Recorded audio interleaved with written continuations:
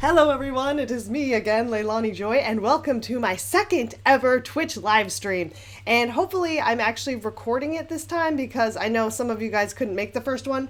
And you know, you didn't miss too much. It was fun, but I still had a few kinks to work out, so hopefully some of that is going to go a bit better this time. I figured out how to turn off the autofocus on my new webcam, which was like zooming in and out and like probably giving you guys seizures and stuff. Anyway, I'm here to actually do some painting today, so I'm really excited. And to be honest with you guys, I was kind of like, I was in one of those like artist funks today, and I was like, I just hate everyone and I want to just put a blanket over my head and not do anything. And then some wise words from my 96-year-old grandma came to mind, who always used to tell me, or still tells me to this day, put your lipstick on and get out there and just do something today. So you know what? I'm like, okay, I have some painting to do anyway. And instead of wallowing around in funk, I'm going to actually stream with you guys and do some painting. So let's jump in, and I'm going to show you what I'm working on. I'm very excited about this piece, actually. So I don't know why I was like feeling crappy, because I'm actually having a lot of fun with this painting. And some of you guys have seen the progress of this on my Instagram. But I am currently painting this little Monster High girl inspired piece. And I was actually going to do this. Okay, yeah, sorry. Just making sure it's showing up here. Yes. I was going to do this piece for, or I was going to do a similar piece, I should say, for the Mattel tribute show. But frankly, I ran out of time. And I still really wanted to do it because I still have one more hot pink frame that I already painted.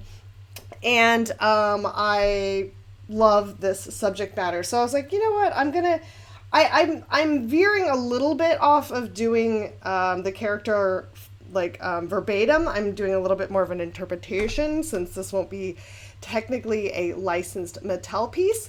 But yeah, so I will actually, maybe I'll show you guys my doll that this is inspired by, and then we'll get to some painting. Let me see if we've got, let's just make sure I'm doing this right. Oh, yay, hey. There's some people here. Hello, Midnight Doll, and hey, Dawn. Hey, Dawn. Oh my God, it's good to see you here. This is so fun, right? I just started streaming on Twitch. You guys should also follow Miss Donosaurus Rex, because she is a freaking amazing artist, and I'm very inspired by her amazing drawing skills. So if you guys like art, please follow her back. Okay, so let me show you guys my inspiration, and then we'll get started.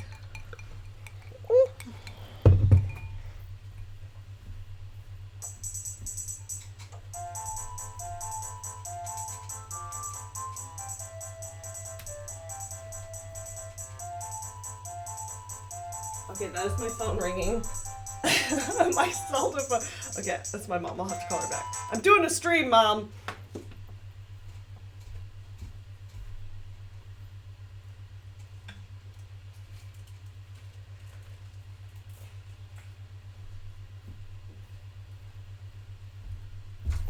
Okay, so this is my Monster High doll, Honey Swamp, and she is my most favorite Monster High doll. I don't know, whenever, I have a few of these, I'm not ashamed to admit.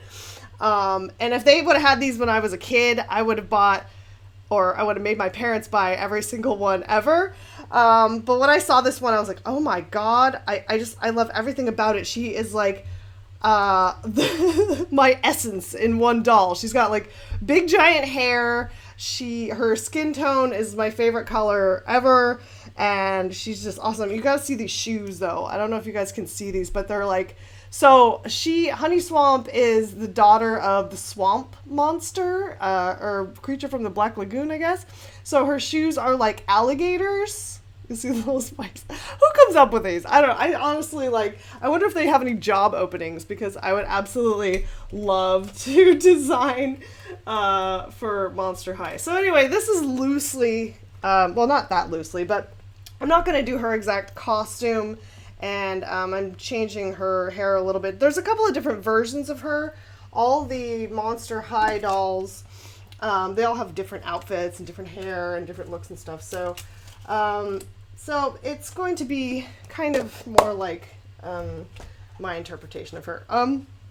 I recently ran out of paint containers, and I had all these little like bento box things. I was gonna like be really organized and like prepare all my lunches for the week in these little boxes, but so far I haven't used a single one, and I'm like, this would actually work good for keeping my paints wet. So now it's a painting tool instead of my very smart idea of keeping me from going to McDonald's and Subway every day.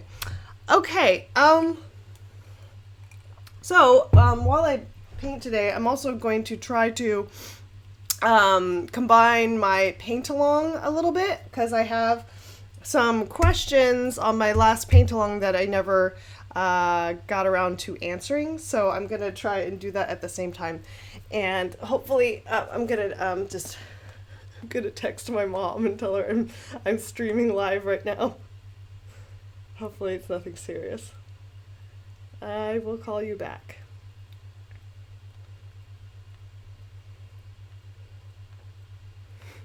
I will call you back, Mom. I'm painting live. She'll probably be like, what does that mean? I'll have to call her back and explain how that works.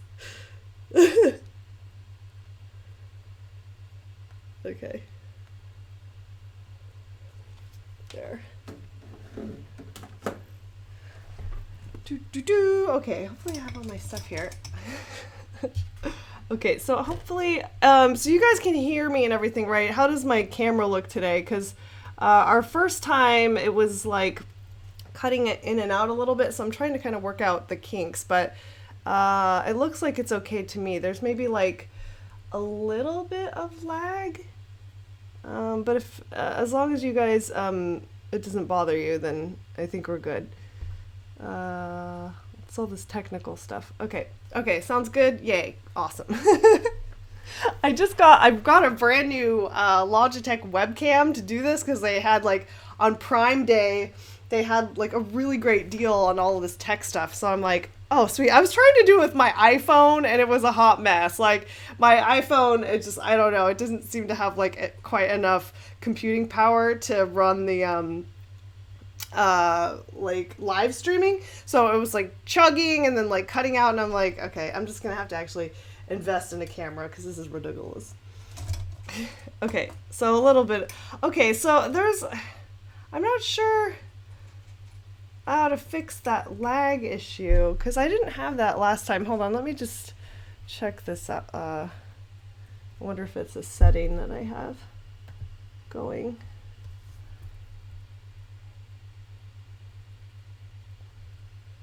Oh, that's what you guys use? Yeah, that seemed like the best one. Like, there was a few other fancy ones, but I'm like, that looks like it does everything I want it to do. Okay, well, I think this is okay. Hello! My friend Creatures from Starlight is here. Good to see you. How are you? I know we were gonna do this last time, but I think you had to work. I decided to try this at a slightly different time of day, because I know everybody's on like different time zones. So for some of you, a few of you UK people, it was like the middle of the night, and I'm like, I'm sorry, do you have like important things to do tomorrow? I don't want to like keep you up. Hello, McArdpop, welcome. You have your robot face. Let's see, Carla used it for her video. Oh, sweet. Yeah, okay, great. Good to know, because I just kind of bought like the first one that I saw, and I was like, I'm sure that'll work out. Does Carla have a Twitch? We have another friend, Carla, who is a concept and fine artist, and she's freaking amazing. She's like an old world master, like stuffed into this cute little like girly body. I love her to death, but I sometimes I talk to her, I'm like, I can't believe like this art comes out of you. It's just amazing. Anyways, I don't know if I could watch her live stream though, because I would just be like, God damn it, she's so fucking good. Oh, sorry. Okay, sweet. Yeah, well, she should. I'm sure she would get. Actually, I think she started a channel, because I followed her channel. Yeah, I think she did a We'll have to check, but I think she made a channel. It's like either Carla Ortiz Art or K Ortiz Art on Twitch, but I don't think she's streamed yet. You guys can check if you see her on here. Definitely worth a follow. She's amazing. Okay, so I'm going to. I had a little color comp.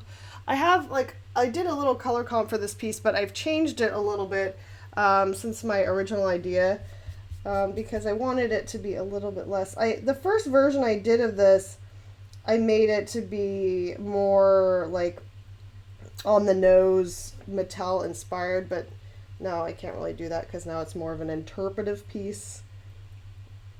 Hopefully it's not too obvious.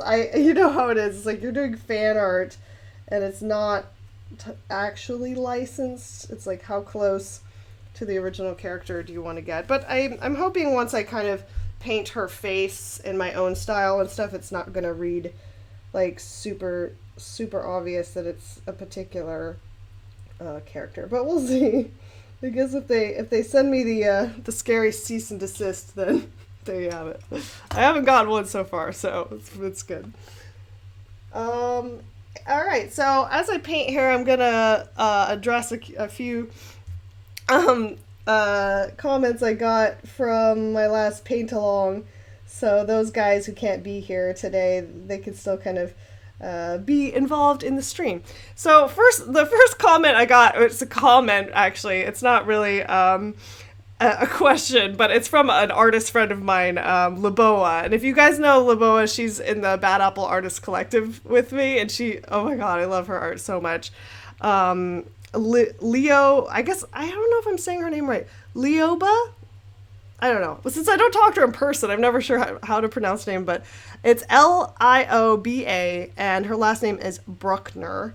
And you should look her up if you haven't seen her work. Anyways, she's awesome. And she wrote me a note, and she said that she did the exact same thing to her Sims that I did. If you guys didn't see my last paint along, I was just talking about how I used to do really sick and demented things to my Sims. Like, I used to make these little Sim zoos where I would try to catch all the delivery people and put little fences or walls around them until I had every single one in their own little like terrarium where they couldn't turn around. And then I also like killed, this sounds sick, I know.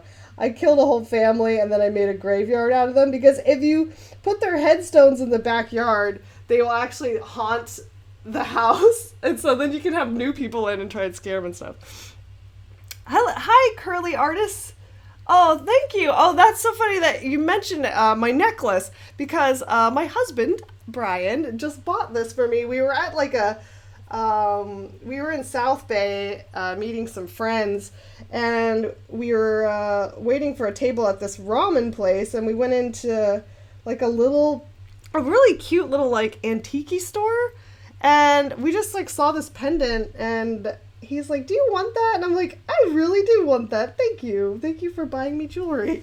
So I just got it, and I really love it. It's kind of, I don't know, it's kind of like Zelda Triforce-y. That's an actual word, Zelda Triforce-y. Yeah, okay. So I'm gonna try to be slightly less distracted today. I really do enjoy Twitch, but there's definitely an art to actually doing something and just having fun with you guys in the chat.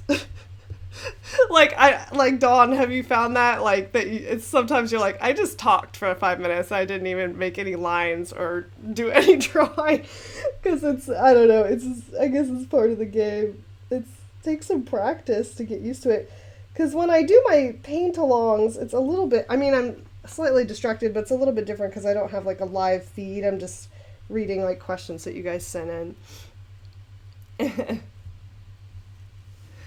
Okay, anyways, I also have, so moving on back to my paint along stuff, I had a comment from Jillian W, who is demanding that I paint Harley Quinn, and that's really funny because actually I don't think I saw this comment, but I am doing a little ACO art card of Harley for the Bad Apples in just a couple of days, so I've got to finish her up. But I got so much love for my little, this is a very small sketch that I think I'm going to actually paint her. I mean, copyright be damned. I'm going to do something inspired by her, because everybody else is. I don't know. I saw so much great art, like from Comic-Con. I didn't get to go this year, and I was like, man, I want to do some of those characters. So, I mean, we may talk about this later, because I had an artist friend of mine send me something on Instagram and just asked me like how I feel about doing fan art and stuff. So maybe I'll talk more about kind of my feelings on it. But I mean, there's no doubt about it. It's really fun to do characters that you're inspired by and pay tribute to them. And the question of whether it's copyright infringement or not, I mean, it is. It's a pretty black and white answer. If it's a derivative of their original work of any kind, then the truth of it is yes. Most of it goes overlooked because there's a lot of it, and of course they don't chase down everyone, but you are assuming some risk always. And if I got like a note from DC and they're like, gotta take down your Harley Quinn art, they probably won't do anything except for tell you to take it down and stop selling it, then I would have to do that. Of course, I couldn't fight them, but I don't know.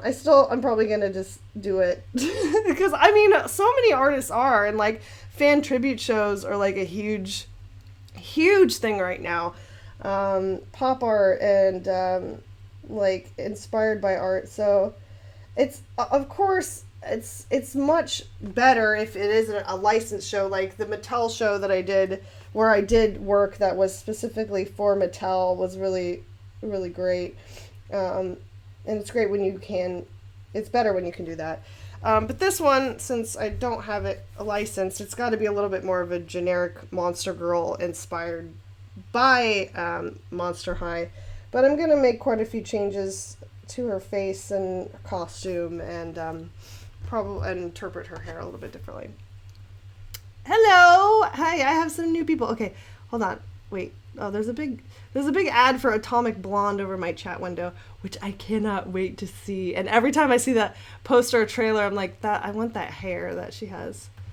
Maybe I'll do another Charlize Theron cosplay. I did, the last one I did was Furiosa, so she can do no wrong for me. Yay! Is anyone else actually drawing and painting along? I hope so, because I feel like that will be really fun. I've done that with a couple of streams that I've watched, and it's so fun. It's like having an art buddy.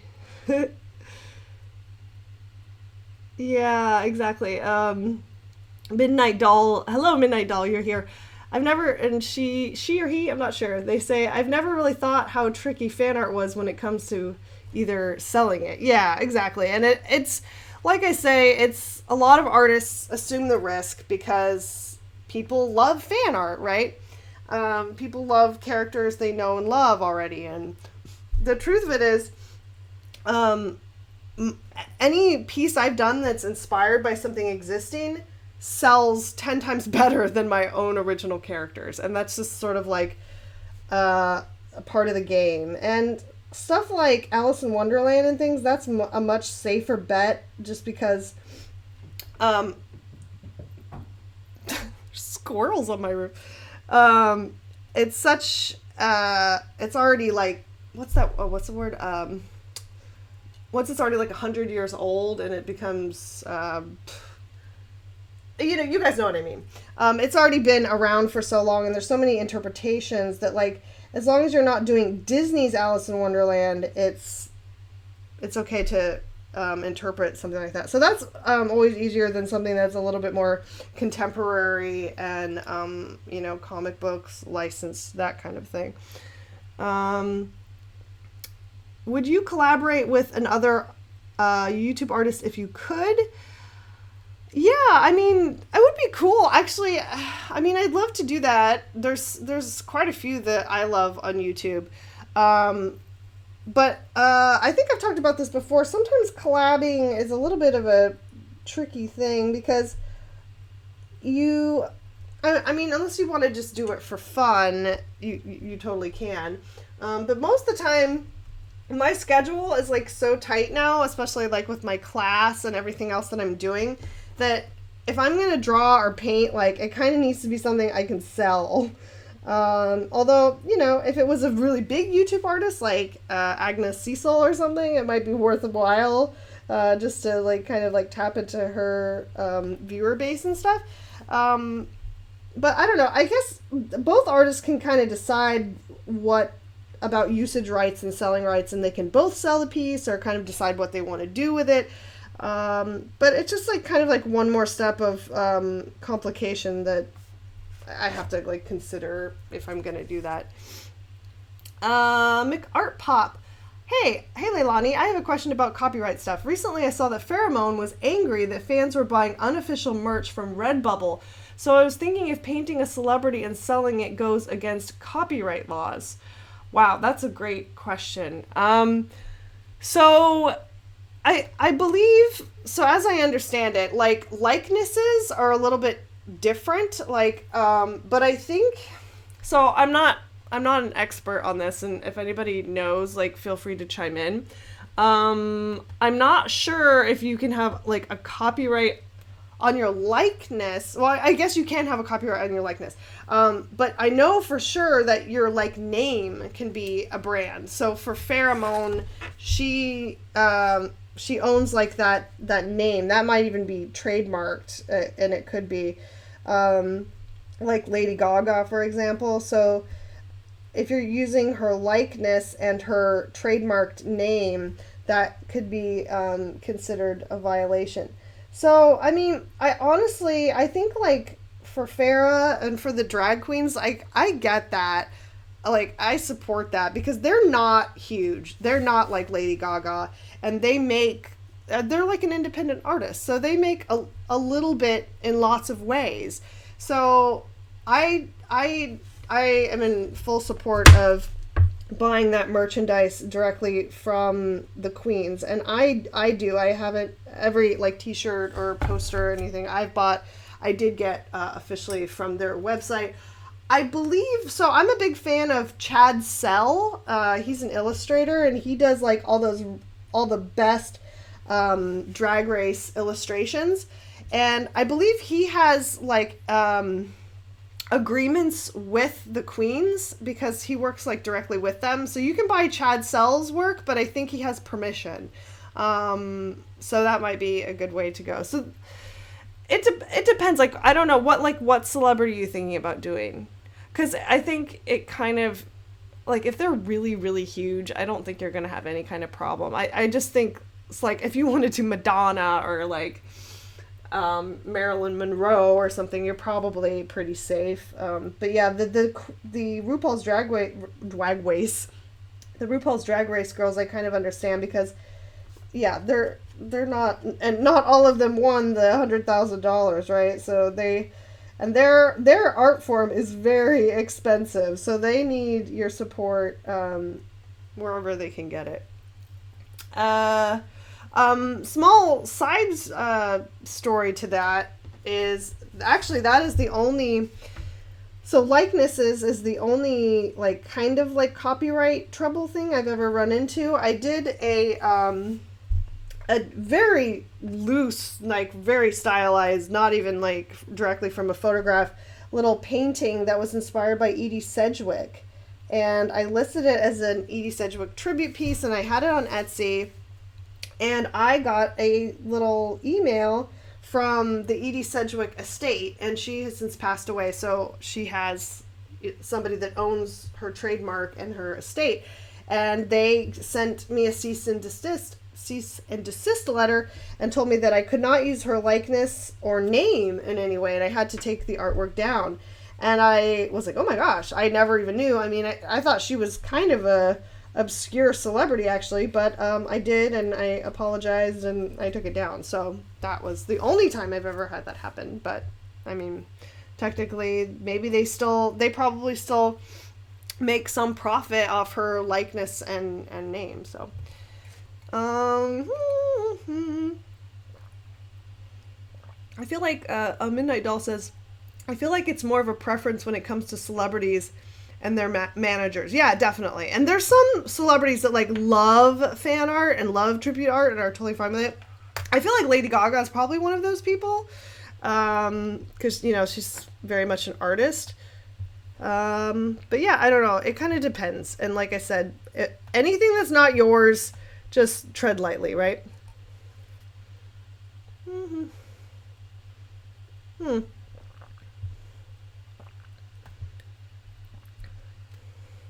Hey guys, oh, we got some new people.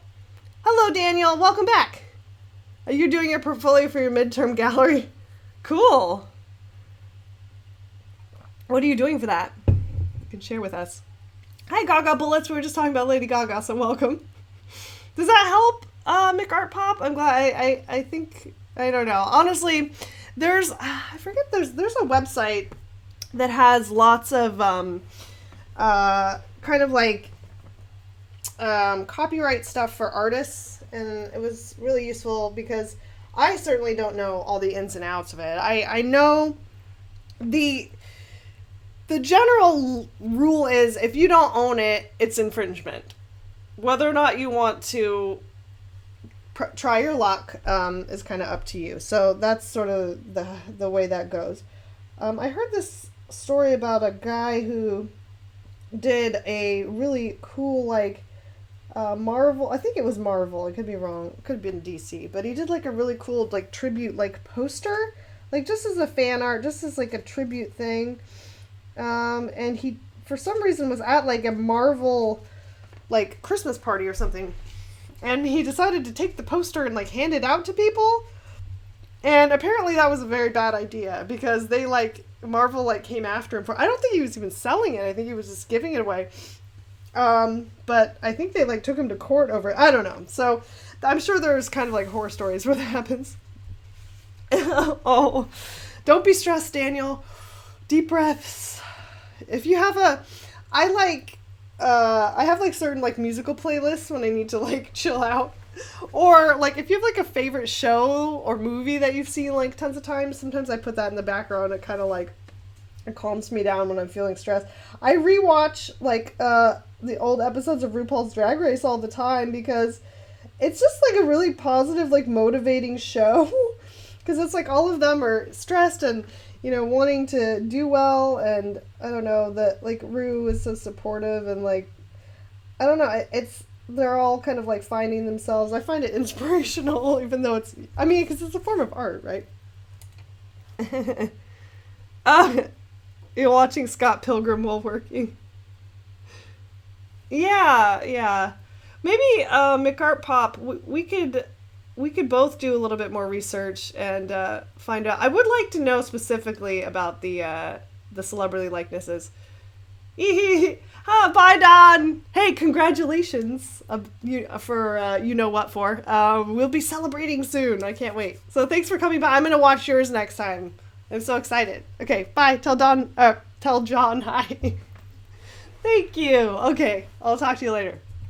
Don's my friend in real life. I do have some of those.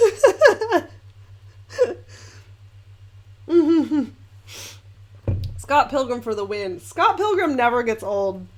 That's seriously one of my favorites, definitely. And I think I've told you guys this story before, is like how I even found out about Scott Pilgrim, because I had this guy that I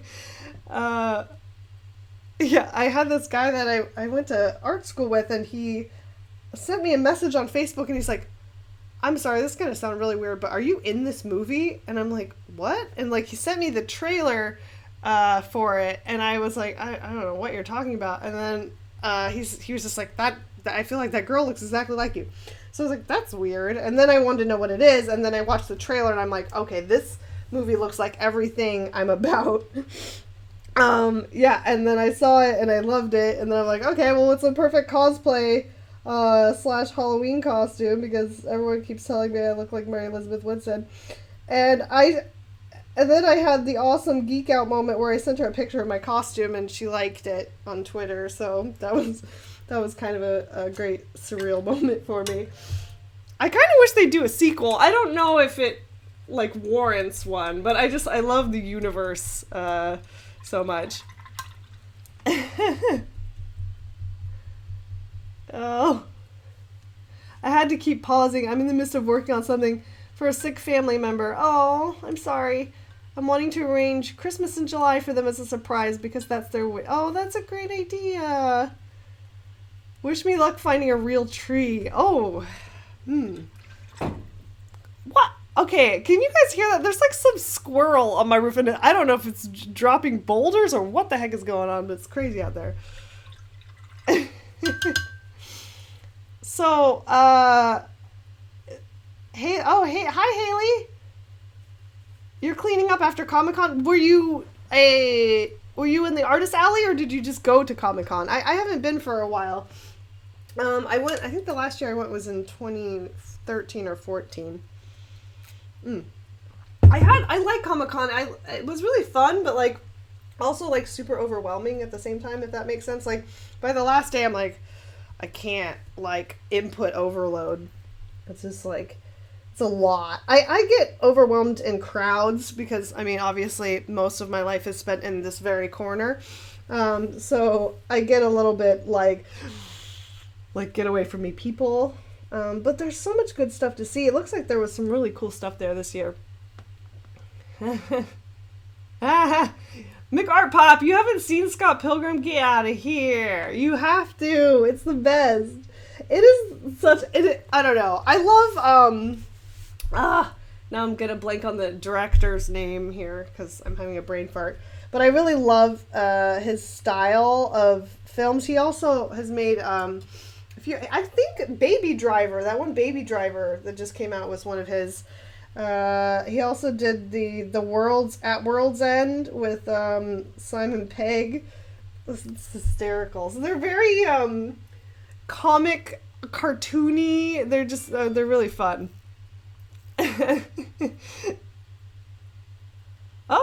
Haley says she was at a fashion show at Comic-Con. Maybe sometime I'll make it to Artist Alley. It was really crowded. Yeah, I know. That's exactly what we were just saying.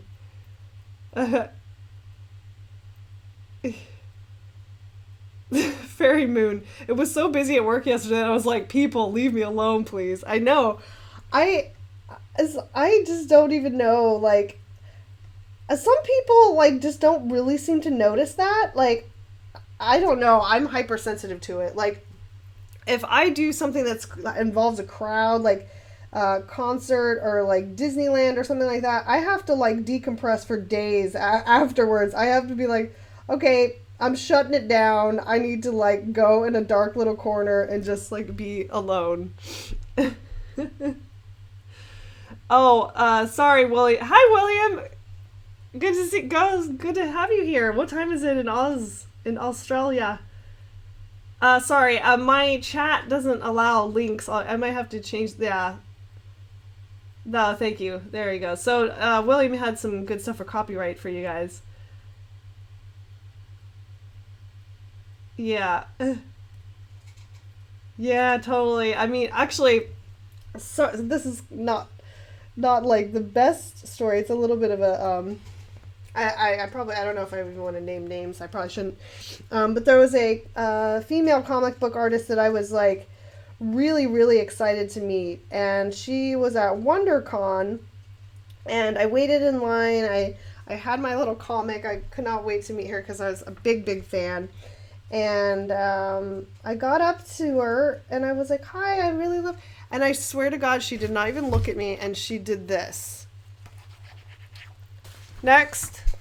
And I was like, I don't know. It really turned me off, even to her work and comics after that. I was just like, you know what? You could have just said hi, like, glad you like my book. I don't know. I get like some people just aren't really into the showmanship of being an artist, but like I always feel like it's important to make an effort to and I'm not fake about it. I really enjoy meeting people and talking about why they connect to my artwork.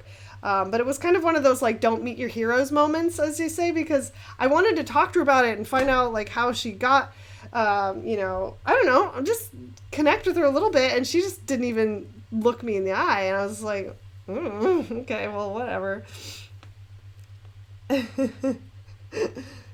But you never know. Some people will surprise you. I've met some artists where I'm like, oh my god, I bet they're just like a total like stuck up jerk, and they were completely the opposite and like the most humble, amazing person ever. So you never know. But there's definitely egos out there too, and once in a while you'll run into them. It's funny though, like I shouldn't really I shouldn't really like talk about it, because now you never know who you're gonna run into in a professional sense, but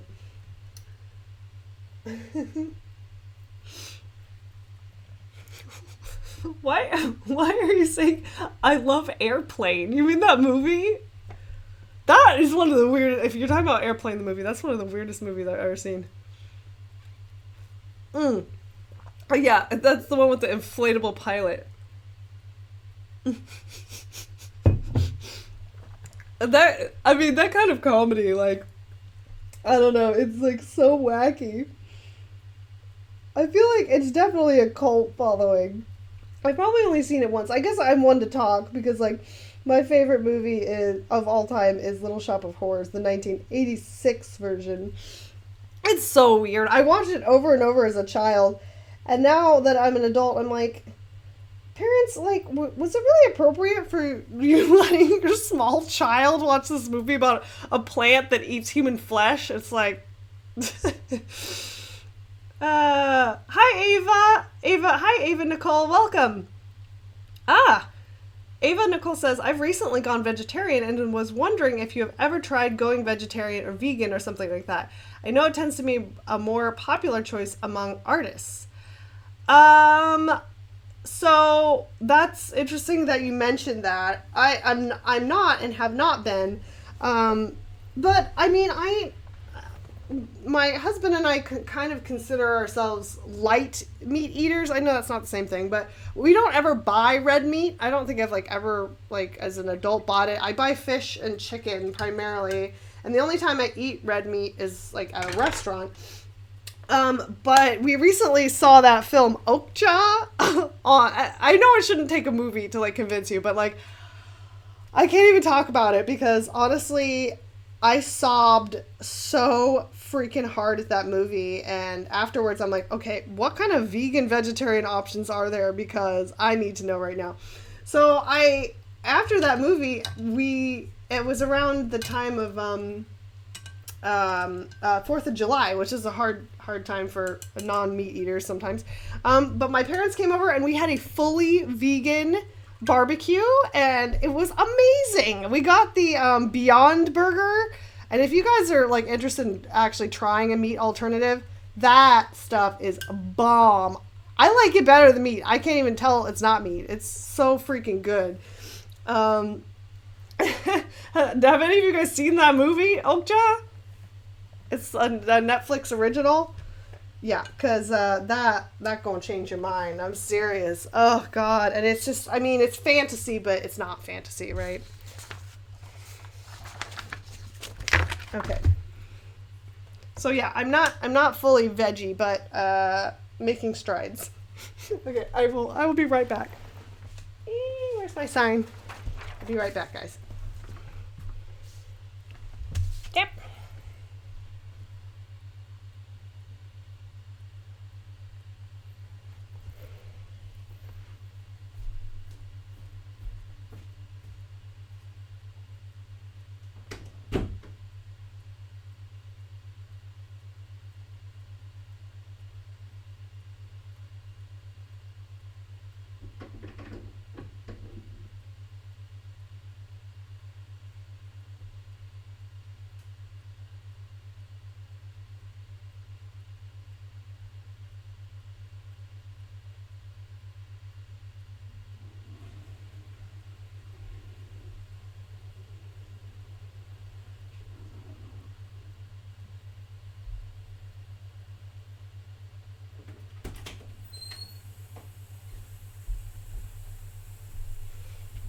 I have returned. Okay.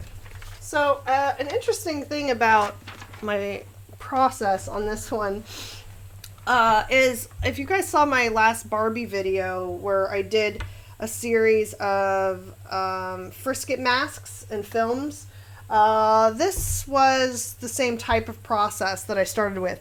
So I love doing it because it gets me like really nice graphic silhouettes to like paint on top of, and I don't have to do lots of layers to build up like streakiness and everything, and I just get that really, really clean cutout, which like I'm just kind of obsessed with.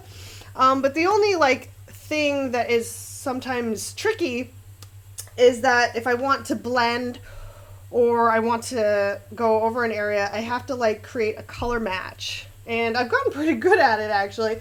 So in my little tray here, you can see that I've actually been pre-mixed some colors that like perfectly match her skin tone and her hair and some of the other areas, because that way I can still kind of work on top of it and do some blending and stuff like that. So that kind of helps as part of this technique.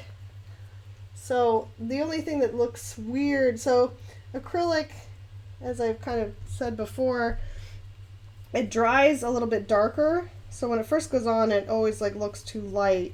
I don't know if you guys can even really tell. It looks like, so from your point of view, it's like a perfect match pretty much. So it's kind of crazy how you can do that. Like I've gotten like really, I've kind of like pride myself on my color matching skills. Like I can usually do it in like 3 to 4 attempts. So it's kind of interesting. So are we still talking about meat? I know. Yeah, I mean, honestly, it's better for you. Pescatarian. Yeah, I think, honestly, if I had to, I could definitely become a full pescatarian. I would have a very hard time giving up fish, though, because I really love fish, and my favorite food on the planet is sushi, so that one would be particularly hard for me. Pork is really, really hard, and because I have such a struggle with it, because I love pigs, like as the animal. I love them. I actually spent an entire evening figuring out if I could have a pet pig on my rental property. And it turns out I can't, because I have to have like farm zoning and everything. I love them. My bucket list travel item is to go to the pig island in the Bahamas, where you can like swim with pigs and they're like native pigs. But it tears me up that like they taste so good. I hate it. Why see, this is when like I start, not to go on a religious and I thought be religious, but why would God make such an adorable, intelligent animal taste like bacon? Why didn't they make something horrible like a naked mole rat, or like something really hideous? Like, I mean, I know those still have feelings too.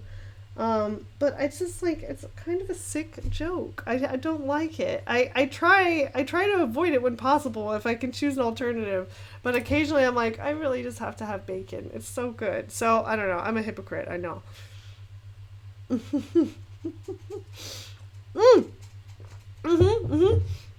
Midnight Doll, look up Pig Island, Bahamas.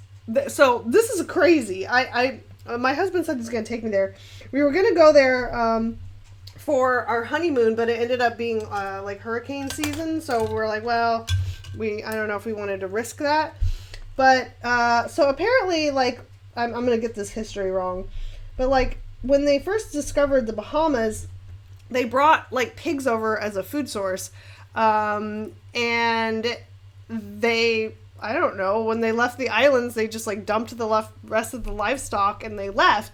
So there's like pigs that are like are now natural to the island. They weren't there originally, and so they live in the wild, but they're really, really friendly, and they're on the beach and they swim and they like hang out with you and stuff. It's awesome.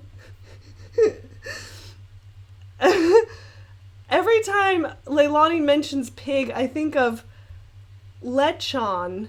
What's that? I don't know what that is. You have to explain to me.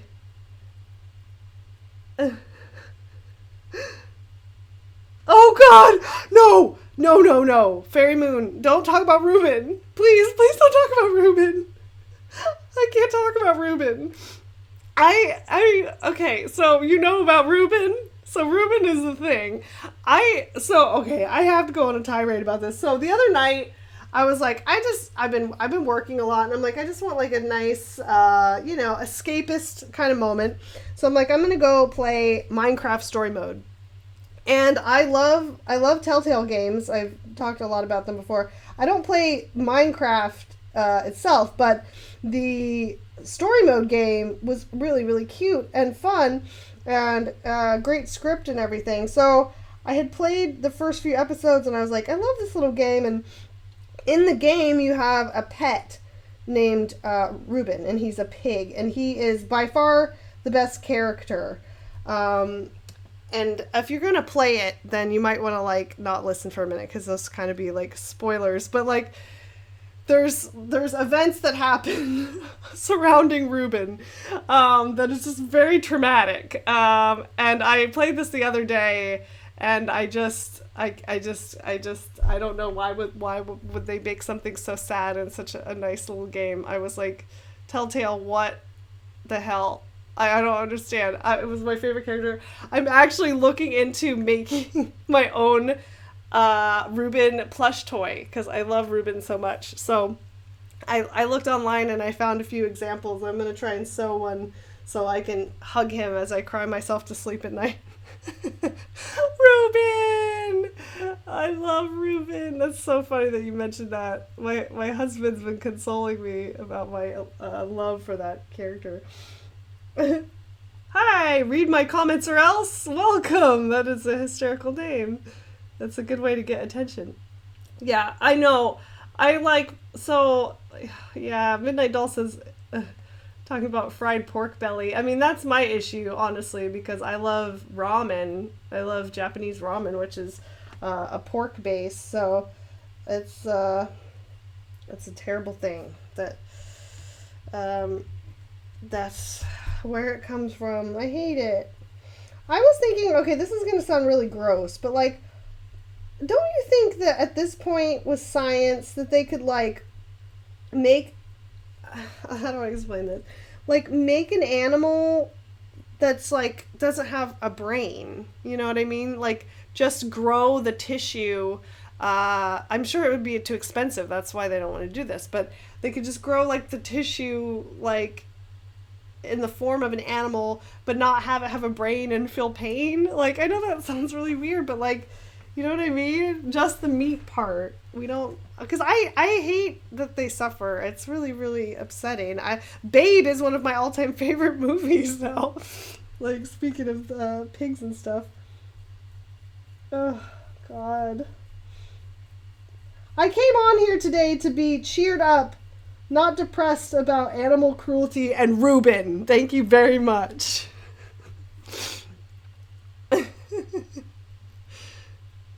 Yeah. Don't worms or something don't have nerves? I don't know. Seaweed bacon. How's that? Okay, bye Daniel. Good luck on your project. See you next time.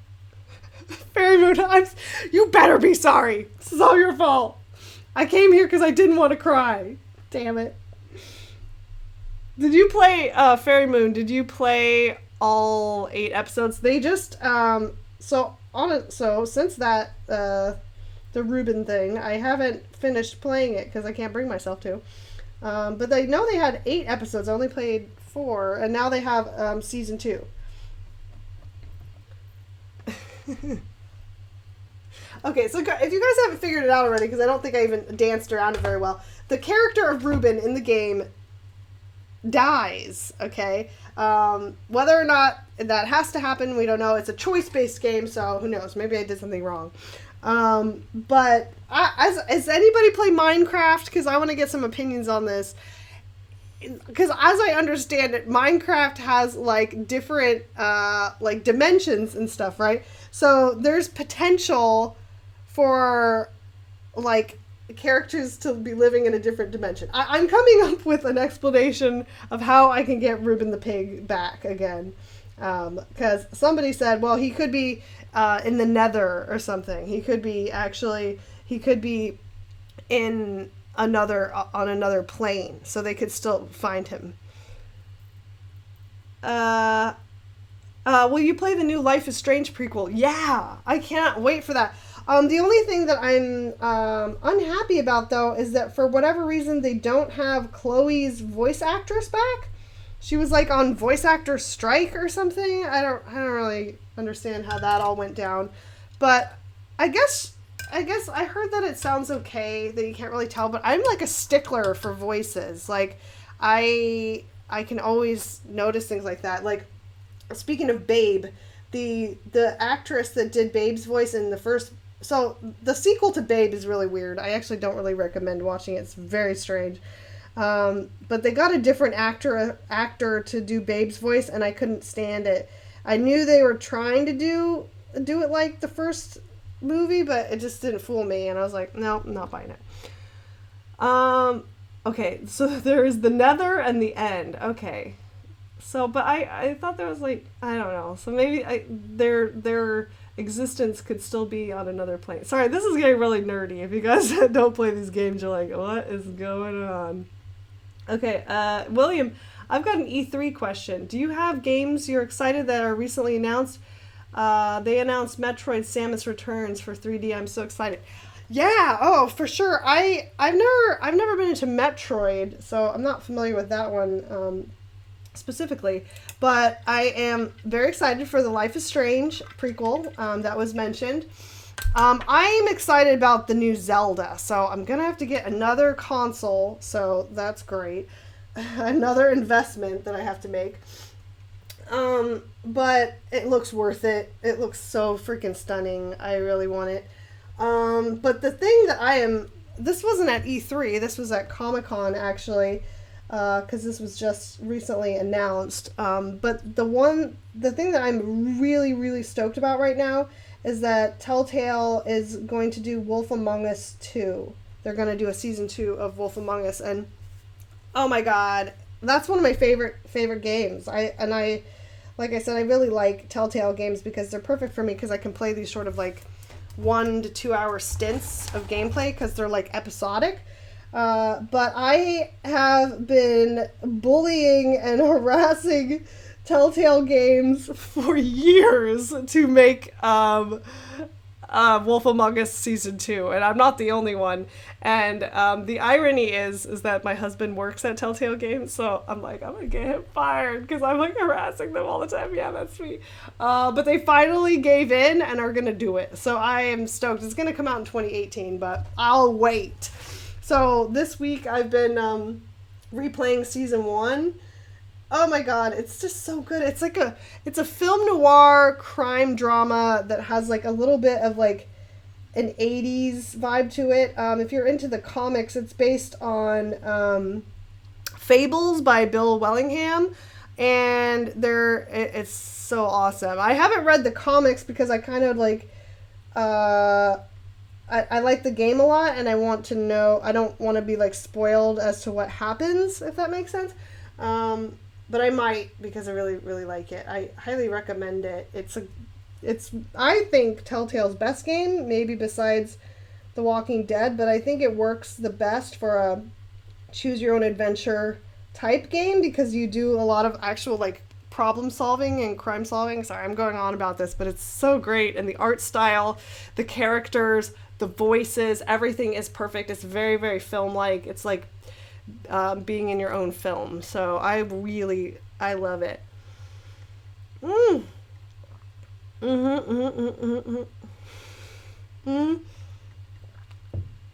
Yeah, I just mentioned that Midnight Doll Walking Dead game.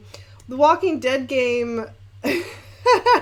William, we're gonna have to talk about the Sailor Moon voices. Okay, let's come back to that because I can't even with the voices on the new Sailor Moon. No, I cannot.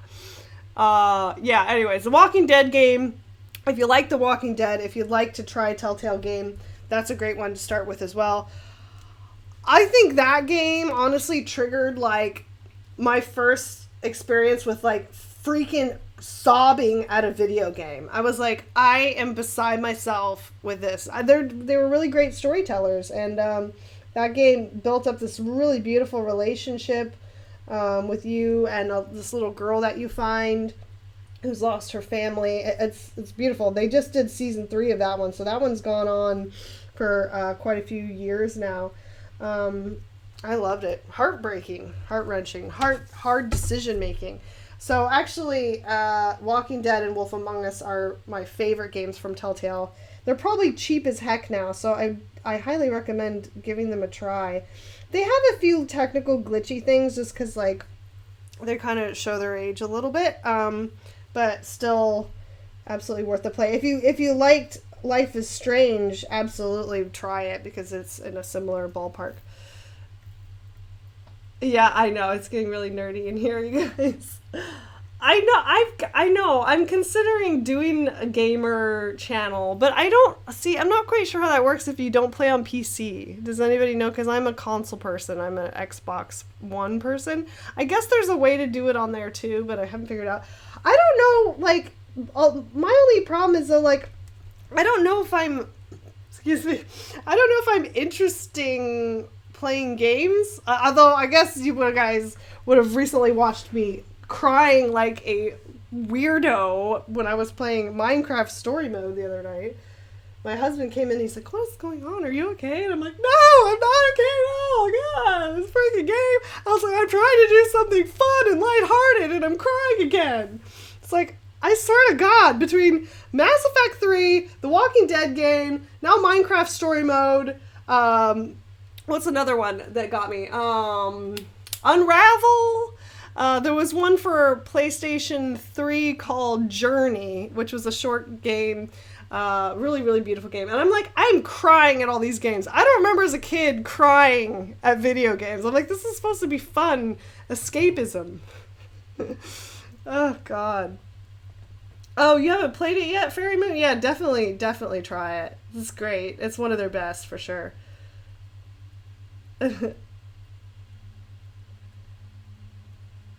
Oh, Midnight Doll says, for Sailor Moon, I love the new version. Only watch the sub. Okay. I haven't...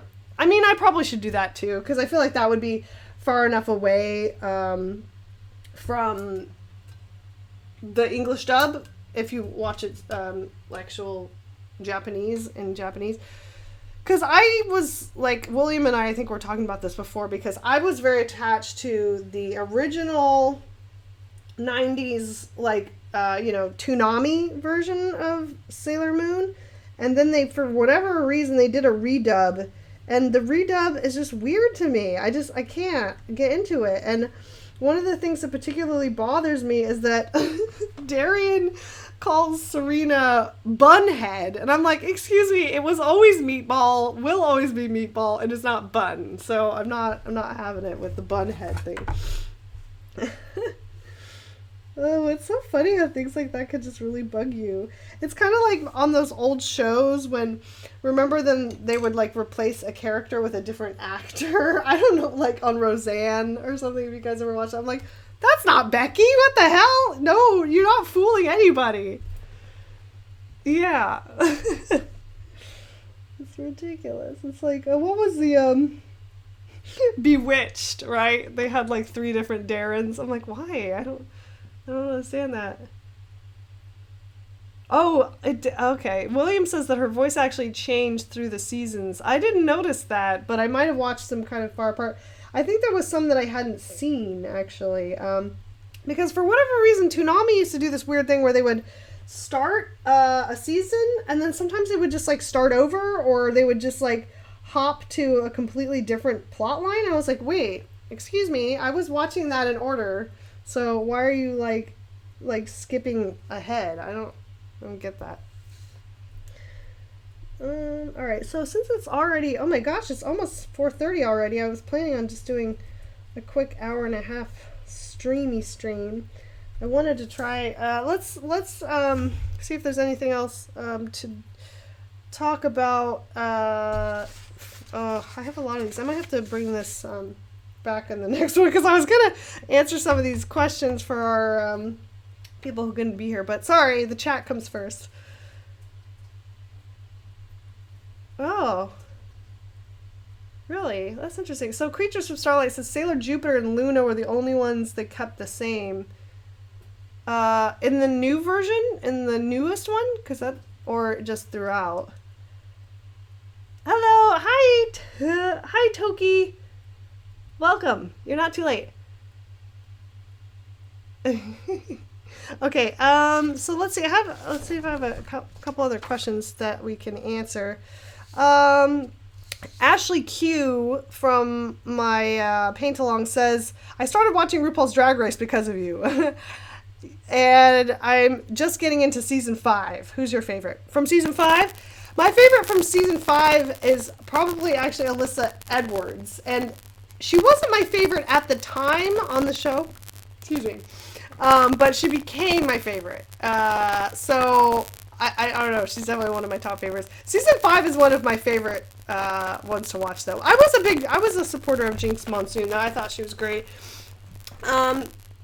And actually Detox too, but I think Detox can be Mean Girl. Anyways, I can always go on about RuPaul's Drag Race, but that is, to answer your question, my favorite. Hello, Strawberry!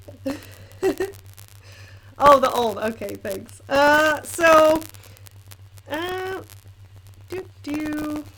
I think I covered these. Choo, choo, choo.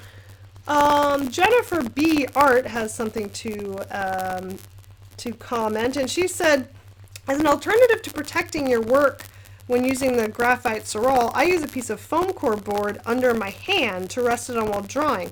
That spreads the weight out and prevents it from leaving a mark from where your hand was resting. Thought I would comment in case you haven't tried it out. Thank you. That is a really great suggestion, Jennifer. I will try that because I do have a lot of problems. I push down really hard when I'm drawing, and I notice I'll have like a hand mark in my sorrel. So that's a good one. That's a great tip. Thanks for sharing us with that. Chloe748. I have a very unpopular opinion, and it's that people with true talent don't need art school. Uh-oh. I, for instance, learned so much more on my own than anyone could teach me. And in my experience, you can tell when someone has gone to school. All my favorite artists the best artists are self-taught. Okay, well, that is an unpopular opinion. I think she has a lot of generalizations in there that I don't agree with. I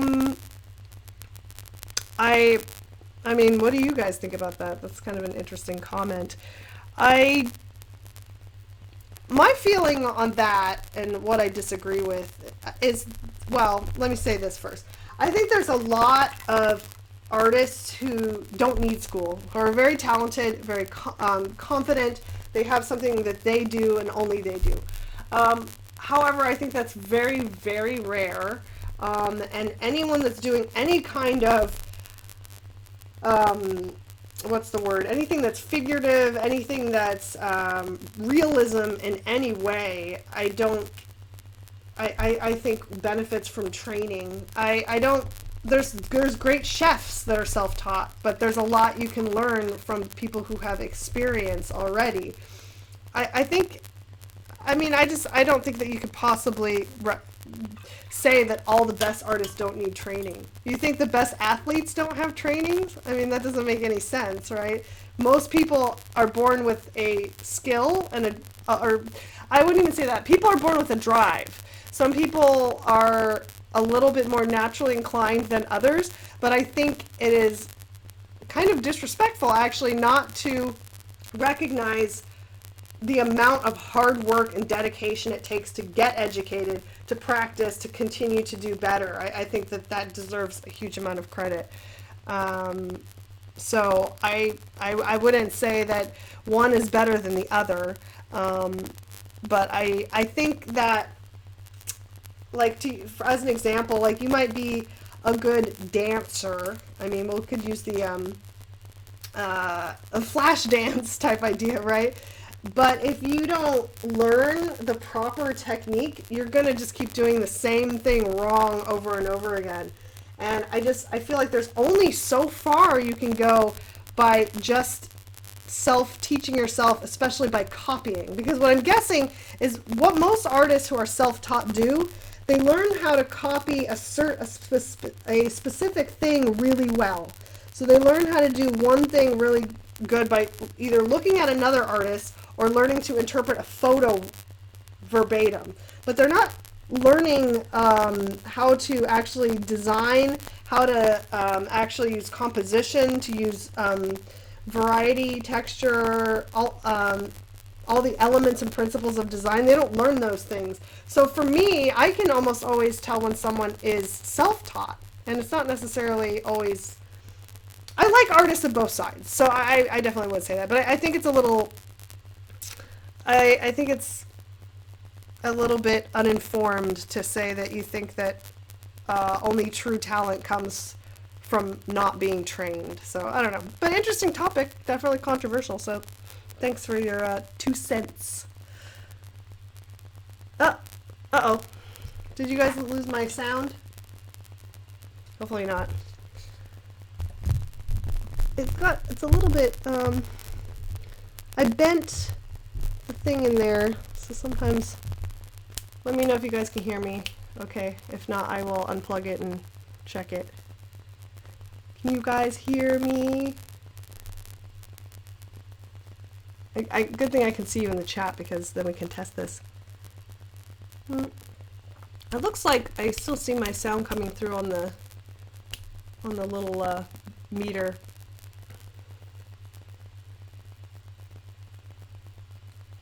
Static. Oh, okay. Okay, hang on. I'm gonna unplug it and see if that fixes it. Hold on one second.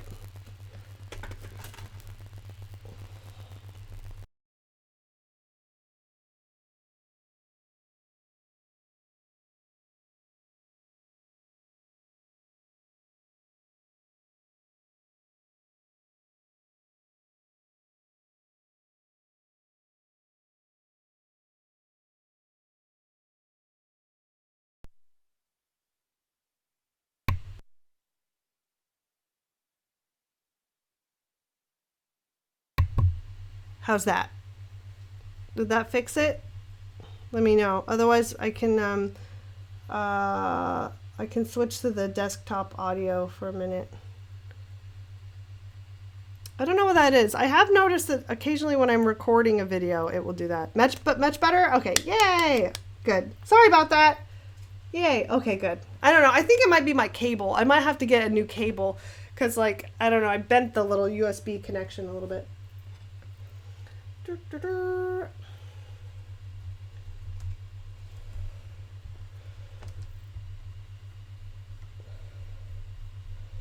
Okay, so let's so here's an interesting one. This is from Alejandra C, and she says, curious to know the different types of personalities and people that you met when you were in art school. That's a good question. A lot of different types. Definitely some who like had like egos already going in, like they were probably like the best artists at their high school and whatnot. Mostly people were really nice and, you know, just like everybody else. But there was this one guy who was particularly interesting. I don't remember his name. It's probably for the best. But he didn't believe in shoes, so he always came to school barefoot, and we're talking like San Francisco city streets, bus riding. I mean, you're gonna get like hepatitis. I don't know. I wouldn't be walking barefoot around there. And he was very, very into Lord of the Rings, which is like, you know, fine, but like he would actually like wear like sort of like medieval clothes to school sometimes, like velvet with like, you know, like an open chest. His hair was really, really long, and I don't think he washed it very often. And if you would engage him in any type of conversation, it would always go back to Lord of the Rings, and I'm like, okay. I mean, it's a nice movie. I don't really know. I mean, that much. Oh god, yeah, you guys, I know. I don't know. Okay, I believe in shoes. It makes it sound like it's some kind of other thing. But he just didn't wear them. He didn't wear shoes, and he had like nasty hobbit feet, and he walked around barefoot. It's freaking weird. I don't know. Yes, art school attracts all types of people. It also attracts kids whose like parents like don't think they would do anything else, so they're like, here, you want to like be an artist, go to art school. Because there's a lot of people, I don't know about you, William, but there was a lot of people who like didn't really seem to care about even being there. And I'm like, why are you here? This costs so much. I honestly, like, my parents were so amazing. They never questioned me, and they were like, if you want to go to art school, you know, we're here to support you. But there were times where, like, I'm like, you know, it's an 8:30 a.m. class. I really don't want to go. And I'd lay in bed and actually start to feel guilty because I'm like, my parents, they're paying so much for me to be in class today. And this one day is probably like $150, $200. I don't even know. More than that. Probably, I don't know. I'm not good at maths.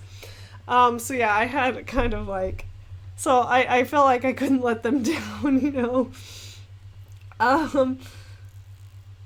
Ava, I'm at university for art, but not specifically art school. So we have the weirdos, but they're probably more normal. Yeah, if you go to like a regular school, it's a little bit more balanced, you know.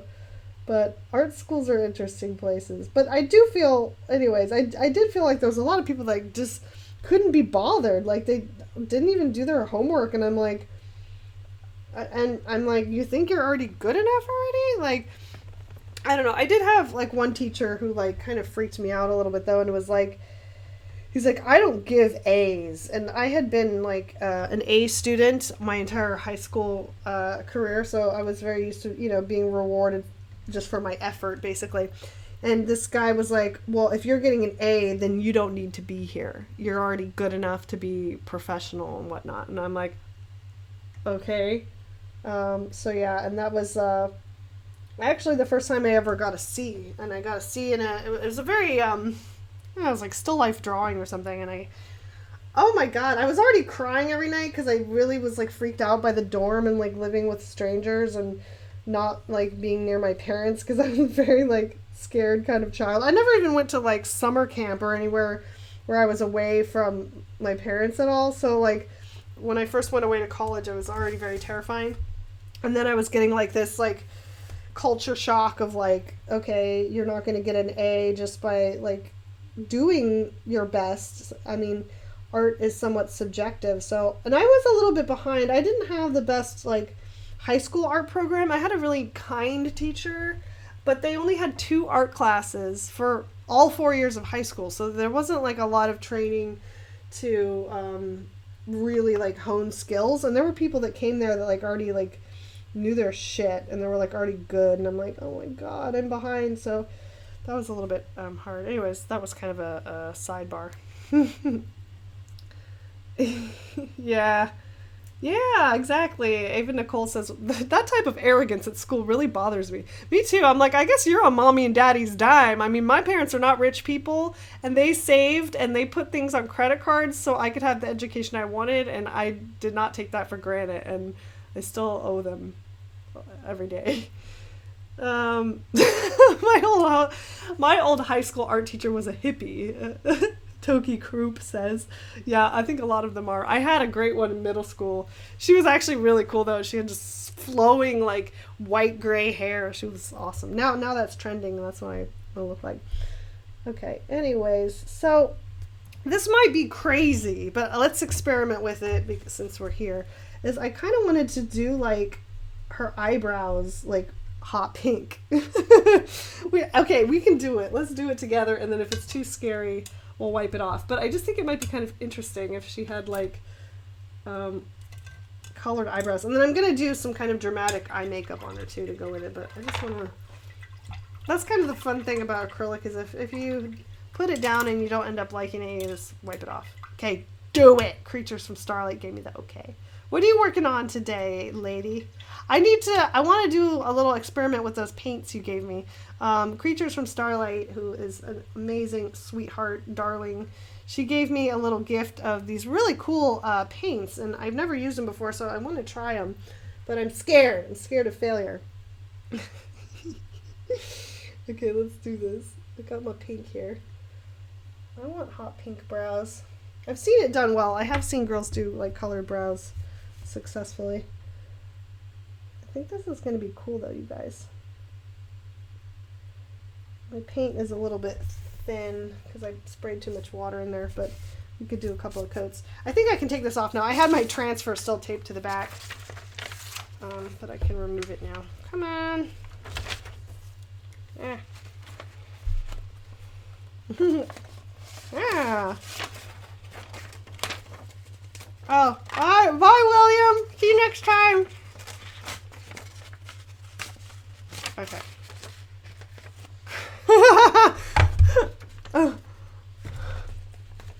That's why I'm laughing like a crazy person. Adelia says, I recently saw a trend for rainbow armpits. I saw that as well, and I have to draw the line there.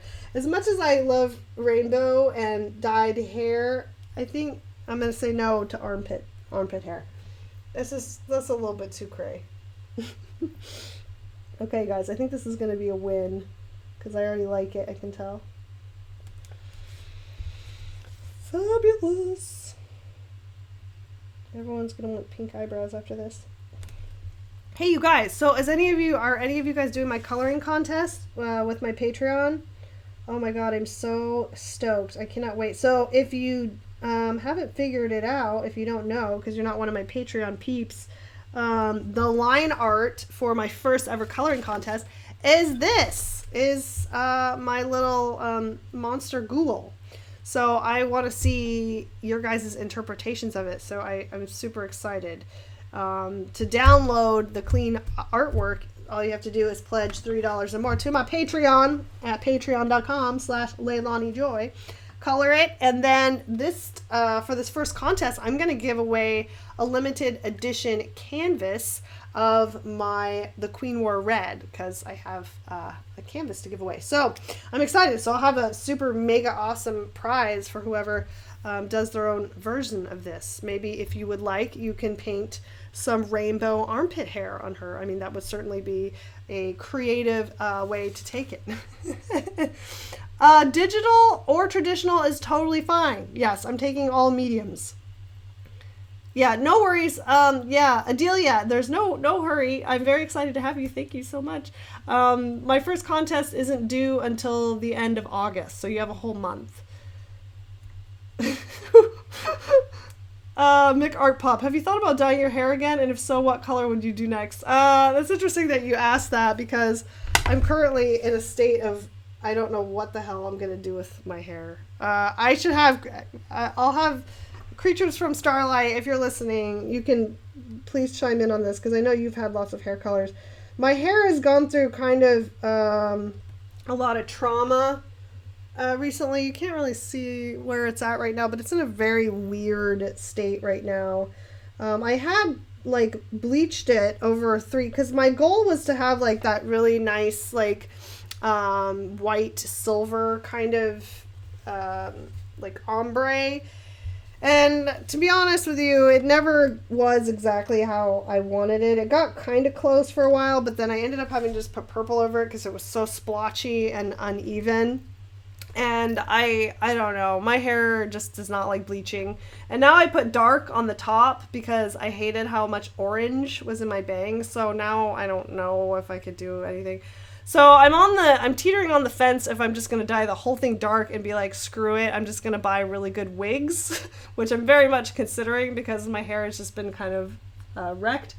Or if I want to try and give it one more try, because the ends to like about chin were like really, really platinum white. But it's like the section in the middle that got like really yellow and orange, and I don't like it. So I'm not really sure, and I can't, frankly, afford to keep going to the hair salon. I've already spent like several grand on it, and it never looked how I wanted. So I'm like, at this point, I'm like, screw that. I feel like I can do just as good a job. I mean, I used to dye my hair for years in college, and I'm like, I don't know if they really did anything that I couldn't have done. I mean, between my sister and I, who comes over and like helps me do the bag. So I don't know. Okay, these pink eyebrows, I don't know if they show up that good on here because it's a little bit far away, but they're freaking awesome and they're staying. And I think, let's try on the lips, let's try it on the lips too and see if we like that color.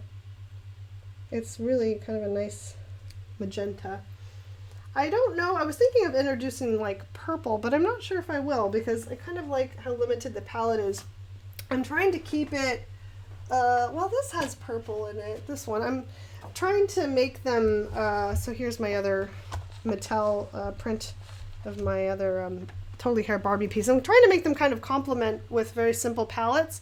Although this one does have violet in it, which is kind of nice. So I could potentially introduce some violet.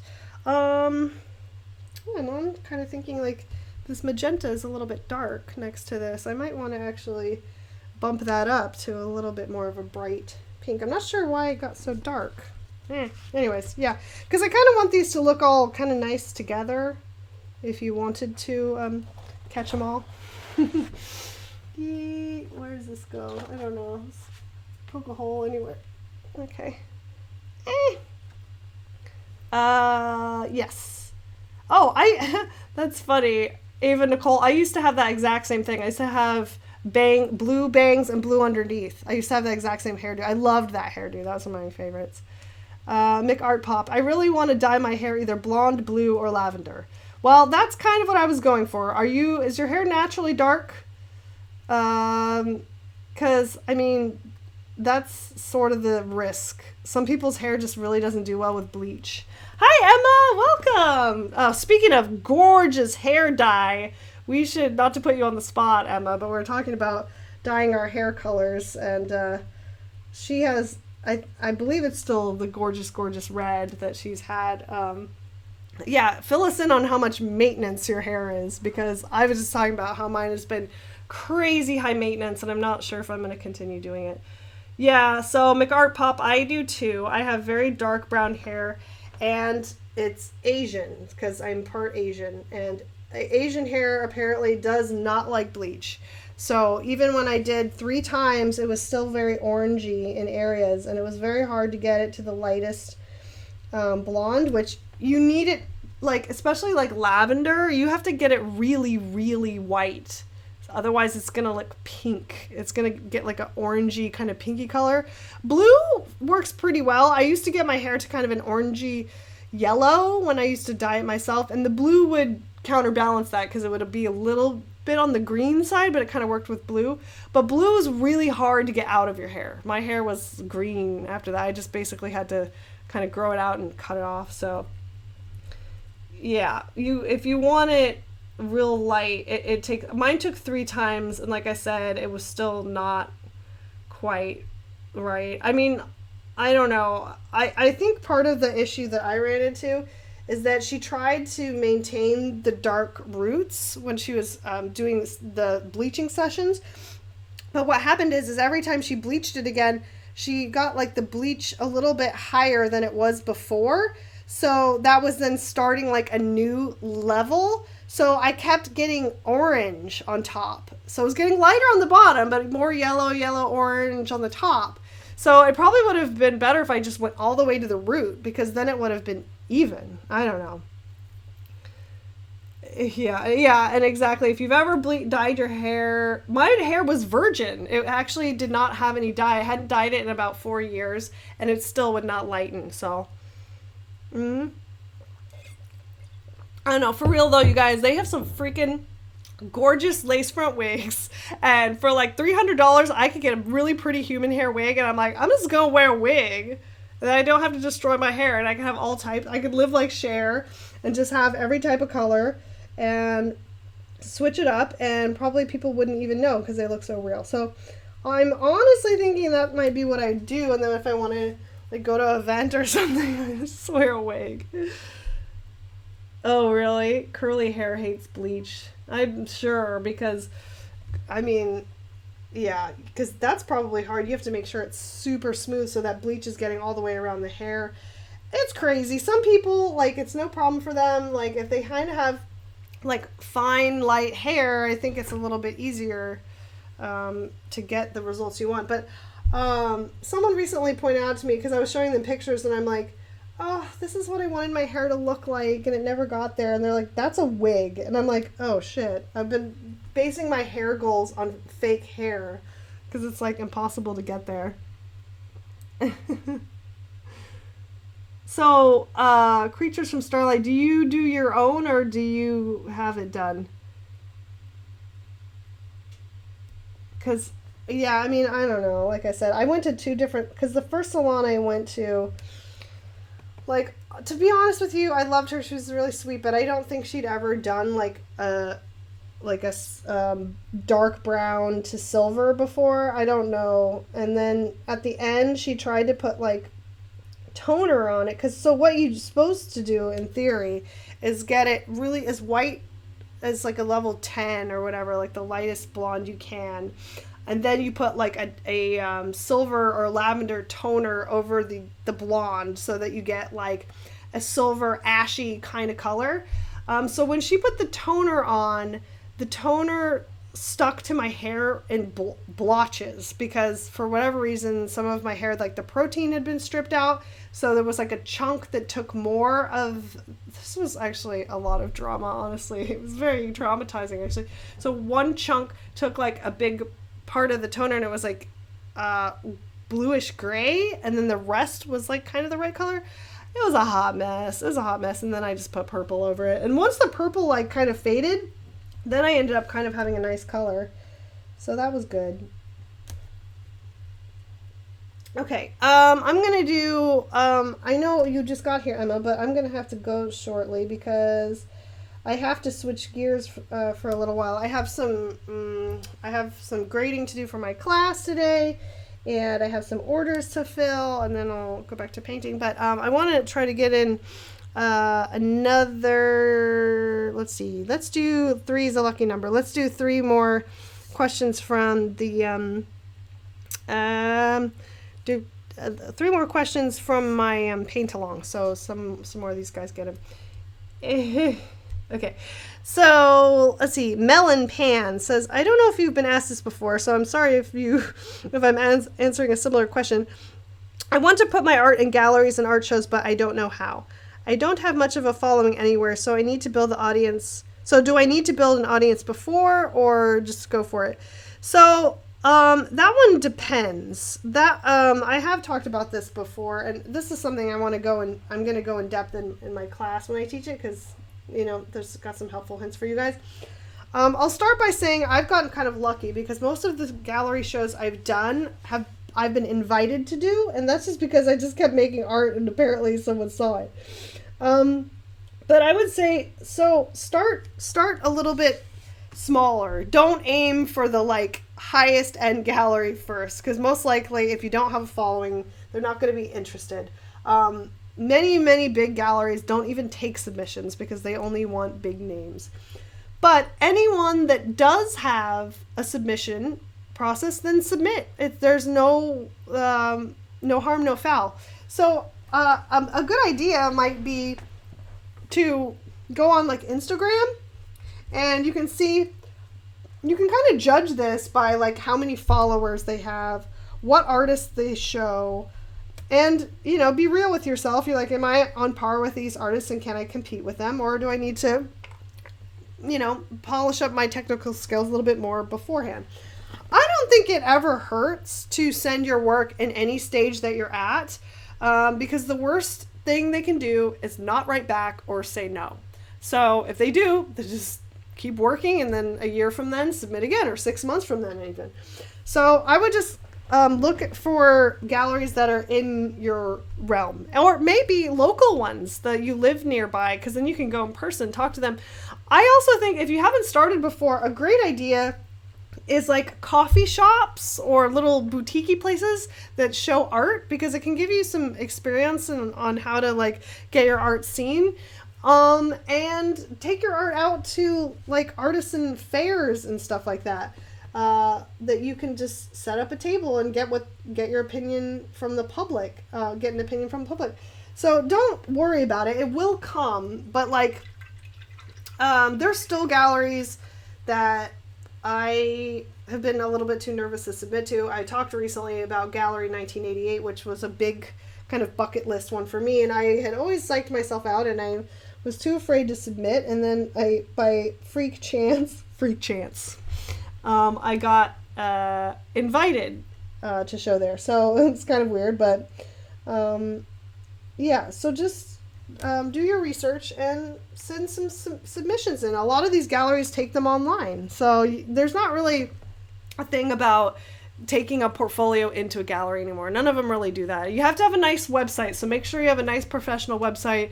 Either build one on Squarespace or create even just a simple blog or something. Do something other than Instagram. Make yourself look a little bit more legitimate. So, yeah. McArtPup, is there an age minimum for art shows and galleries? Because I'm 16. I don't know.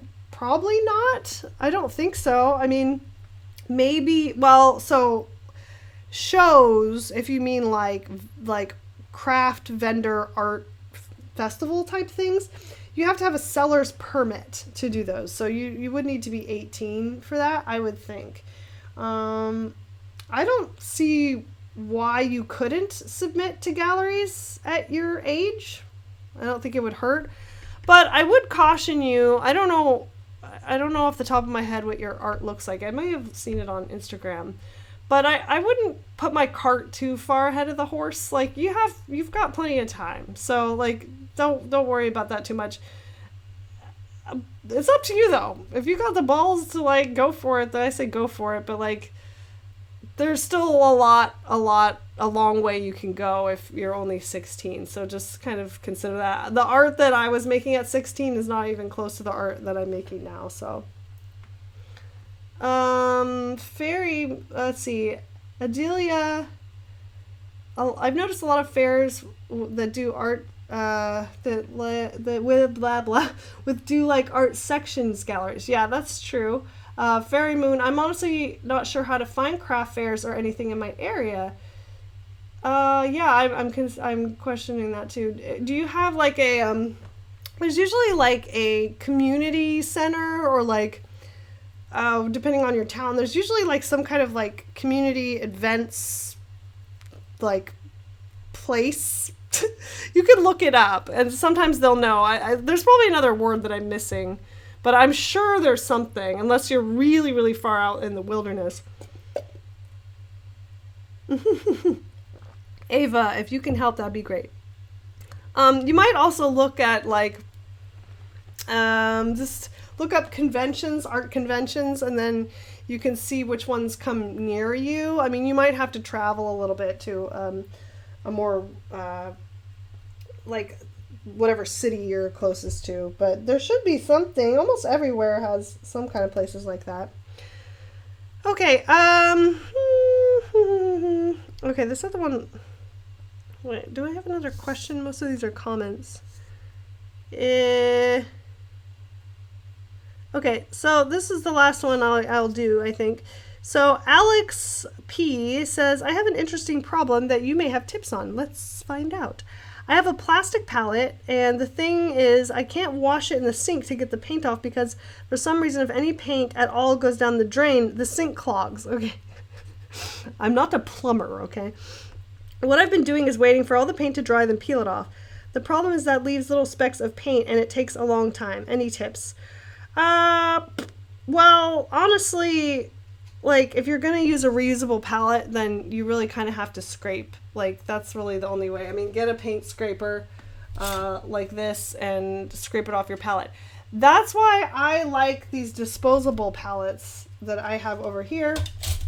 Or I use, sometimes I just use, like, you know, recyclable, this is firming anti-wrinkle cream that I use the container for, and then I just toss these or recycle them after I'm done, because I keep my paint wet anyways. The only other thing that I could recommend for you is to cover that thing in rubbing alcohol and then scrape it, because that will actually dissolve it a little bit, and so then you should be able to clean it. I don't know, it's kind of a lot of work though to do it that way, but maybe more environmental. But don't put paint shavings down the sink. That is going to clog it, so you definitely don't want to go down, don't go down that road. Hopefully that helps you. Otherwise, recommend disposable palettes for acrylic, because yeah, that's kind of, it takes a lot of time. Okay guys, well, I think I'm, so let me just see what, okay. Adelia, where do we submit our contest thing? Sorry, I missed saying where. I prefer that they go on Instagram if you have Instagram, so you can just post them, tag me, MissLeilaniJoy, and then use the hashtag LJ's coloring contest so that we can all kind of find them. If not, you can also email them to me at Leilani@LeilaniJoy.com, and I can find them there. The reason I kind of want them on Instagram is though because everybody else can find your entry and we can kind of share. So yeah, does that work for you? If you prefer to email it to me, you can also email it to me as well. So make art pop. I found that if you put liquid Elmer's glue over the paint on the paint palettes, wait for it to dry, and then peel the glue off, it gets most of the paint off. That's a cool idea. So there you go, Alex. You can try my way, or you can try Mick Art Pop's way by putting Elmer's glue on it and letting it dry and peel it off. Which, I mean, I don't know, added step, but could be great. Okay, perfect. Instagram's totally fine. Okay, kids. Well, I'm gonna have to dash because I'm gonna have to multitask a little bit, and then and then I'm gonna continue finishing up my little monster girl here, and she will soon be available for purchase. And I'm also going to have prints of her, and I'm going to have my Patreon patrons will get a print of her in the mail because you subscribed as a print subscriber. So if you're one of my print tiers, this will be your first print that you'll receive. So I hope you like it because that's what you're getting. And I'll have another episode of Art Nouveau very soon. Get a little spritzer on there. And yeah, so thank you guys so much for hanging out. This was fun. I will definitely try and do it again soon. So good to see you guys. Keep making art. And thanks for joining me. All right, see you guys next time. Mwah! Yeah, stop recording.